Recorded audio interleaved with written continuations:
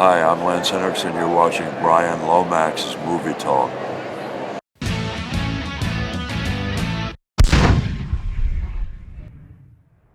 And so we get into A Nightmare on Elm Street Part 6, Freddy's Dead. That's right, this is the one where they decided to finally kill Freddy for good, at least until the next film in the franchise. Now this film seemingly follows a character who we only know as John Doe, but he is apparently the last surviving child of Springwood, the hometown of Freddy Krueger. As a result, he knows that his number is pretty much up, so he needs to get out of the town. So we start the film with him trying to leave via a plane, or so it seems, until it turns out to be a nightmare. When he eventually does get out of the town, however, he ends up in yet another home for children with problems, runaways and whatnot, and there just so happens to be someone there who thinks that the answer to solving their problems is through sleep and through experiments in dreams and things. And yeah,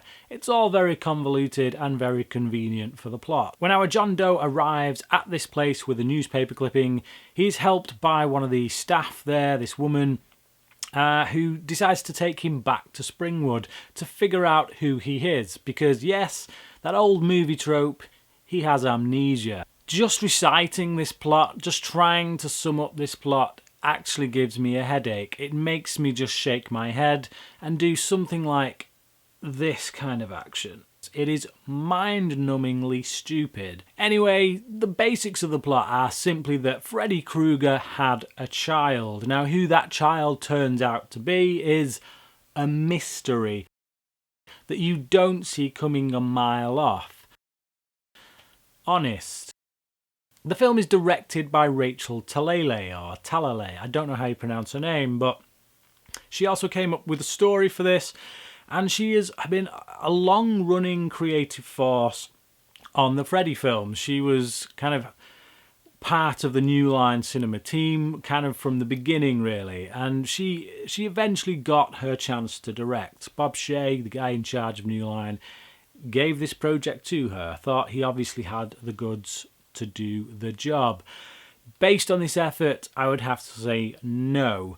However, watching the special features on the Blu-ray for this, I must say she takes the punches quite well. She freely admits that this isn't really a film that's worth defending. She kind of says, as not in so many words, but that it's pretty much a load of crap. She is pleased with some of the elements, such as the story behind Freddy and his child and his backstory with his wife and whatnot.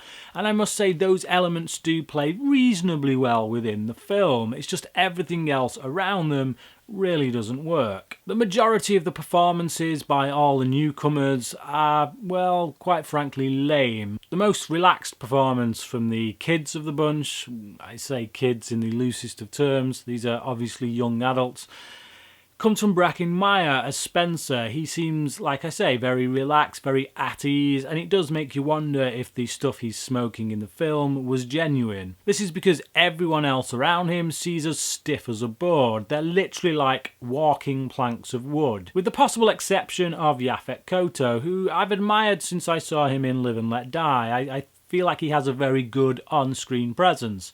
He brings that here, but he just doesn't have anything to work with. His character is literally a plot device, one there for convenience. There are a number of cameos in this film. Now, the main inspiration behind this film was based off a couple of movies, one of them being Twin Peaks, and another one I can't remember the name of, just off the top of my head, but that film had a load of cameos in it. So they thought, why don't we do the same? Because yeah, that's what makes a good story, a good character-driven story. Cameos. That's the answer. Cameos. One such cameo comes from the, at the time, married couple of Tom Arnold and Roseanne Barr. Quite possibly two of the most annoying people on the planet. And their appearance here is...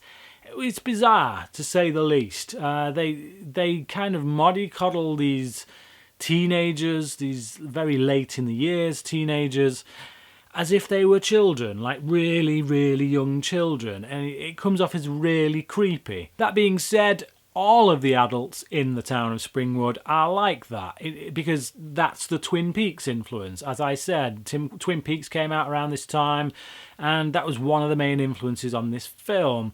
But it doesn't work. It doesn't really have the kind of subtext, shall we say, that's something that David Lynch might produce. So when you see all these people in this town acting just totally bizarre, a town with no kids in which the last kind of surviving child has left, it really makes you question how no one could know about this town. I mean, our John Doe appears and no one has any idea who he is. I've seen Children of Men, admittedly a film that came much after this one, but when you're the last child or you're the youngest person in a nation that no longer has children, you're a celebrity. Everyone would know who you are. So when this guy goes missing, I don't buy the fact that no one can place him. I got about 2/3 of the way through this film, and in the end, I just ceased to care, quite frankly. A lot of stuff was just happening on screen, but with no real rhyme or reason as to why it was happening. It was just a series of kind of little spectacles that were cobbled together with a very loose thread. Now, the special effects for this are quite dire, and a lot of that is down to the fact that they made this for 3D. 3D that didn't really work all that well, to be honest.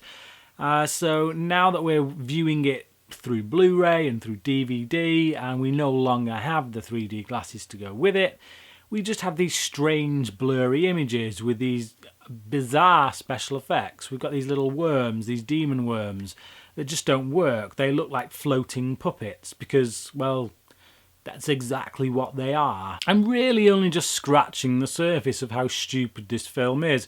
Literally in every scene there is something to shrug your shoulders at. I mean, the kids go into this house, which then, once they're through the door, kind of explodes in all manner of ways to reveal that it's the house of Freddy Krueger. They've literally just gone through the door, and none of them feel this exploding of doors and windows and this metamorphosis that this house goes through. They don't feel it, they don't hear it. It's bizarre. And they're not in a dream world at that point. And that's another thing. Seemingly Freddy has gained a certain amount of control over the real town of Springwood. He's able to do things, change things. It makes no sense. Like I say, they're not in a dream world at that point. You kind of think that they are, but it turns out they're not, because then one of the team does actually go to sleep whilst they're in the house, proving that they weren't previously asleep. So the weirdness that went on before is kind of unexplained, and you scratch your head and you just have to ask why. Why is this happening? I mean, just a few moments later, once some of the stuff kind of kicks off, Tracy leaves the house, and yet she still doesn't notice the fact that everything around her has changed, that the house is no longer the same. There's no rhyme or reason to the thinking of any of these characters. Is there anything to like about this film? Yeah, there is. There's a few minor things. There are some creative visions. The one at the beginning with the house that's kind of like a Wizard of Oz kind of scenario, in which the house is floating up in the sky and Freddy comes along as a Wicked Witch of the West kind of thing in this little Wizard of Oz scenario. That part of the scene is a little off-putting, because they're turning Freddy into this out-and-out joke, a comedian extraordinaire by now. But the situation around that is visually quite interesting. There are some cameos that work. There's a cameo here by Johnny Depp, and I was boggled by the fact that they managed to get him to come back for this. Obviously he wasn't as big a star back then as he is now, but even so, knowing how kind of picky he is about his material, it was surprising to see him here, but it was nevertheless still quite a funny cameo. There is a moment in this film where we see a flashback when Freddy's wife, yes, he had a wife apparently, she discovered that he was the guy who'd been killing children in the town.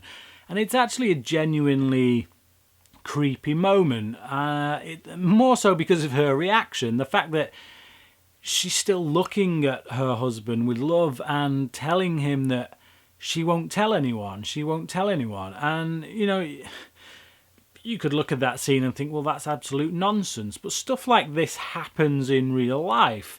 You know, there are serial killers who have been reported on where their wives knew and never did anything about it. So that's really all I want to say about this film. I mean, I've got a ton of other notes that I just can't be bothered going into, quite frankly.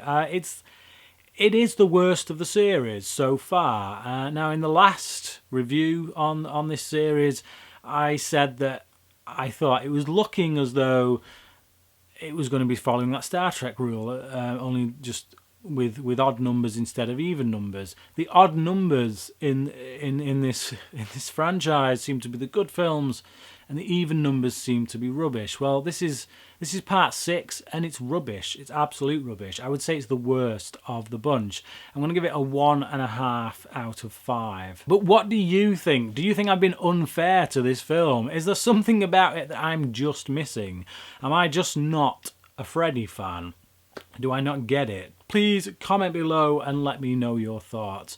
And until next time, thanks for watching.